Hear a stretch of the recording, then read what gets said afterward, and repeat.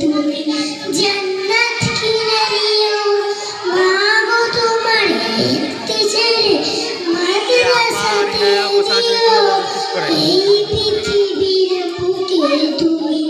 জান্নাত কিনে নিও একটি হরফ পড়লে মাগো 10 দিনে কি হয় পিতা মাতার আমল নামাই অর্ধেক জমানায়